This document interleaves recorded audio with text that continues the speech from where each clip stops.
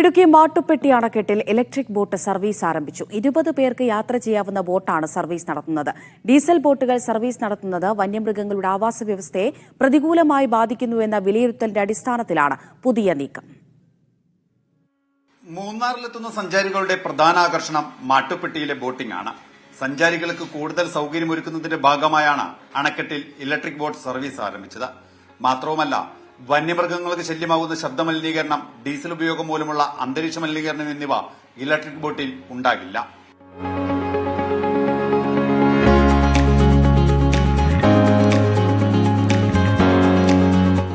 ഓസ്ട്രേലിയയിൽ നിന്ന് ഇറക്കുമതി ചെയ്ത 4 ബാറ്ററികളാണ് ബോട്ടിൽ ഉപയോഗിക്കുന്നത്. ഒറ്റ ചാർജിൽ 4 മണിക്കൂർ പ്രവർത്തിക്കും. ഒരു ദിവസം 12 ട്രിപ്പുകളും നടത്താം. 20 പേർക്ക് 2000 രൂപയാണ് നിരക്ക്.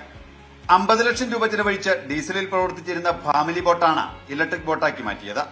ഹൈഡൽ ടൂറിസത്തിൽ ആദ്യമായിട്ട് ഇലക്ട്രിക് ബോട്ട് ഇറക്കിയിട്ടുണ്ട്. ഈ ബോട്ട് പൊണ്ടൂൺ ബോട്ടിലാണ് പിടിപ്പിച്ചിരിക്കുന്നത്.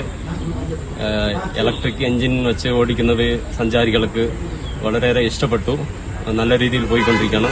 ബോട്ടുകളുടെ അമിത ശബ്ദം ആനകളുടെ സ്വൈര്യ ജീവിതത്തെ ബാധിക്കുമെന്ന കാരണത്താൽ ഹൈക്കോടതി ആനയിറങ്കലിലെ ബോട്ട് സവാരി നിരോധിച്ചിരുന്നു. ആനകളുടെ വിഹാര കേന്ദ്രമായ മാട്ടുപ്പെട്ടിയിലും സമാന സാഹചര്യം ഉണ്ടാകാതിരിക്കാനാണ് ഹൈഡൽ ടൂറിസം അധികൃതരുടെ പുതിയ നീക്കം. മീഡിയ 1 ഇടുക്കി.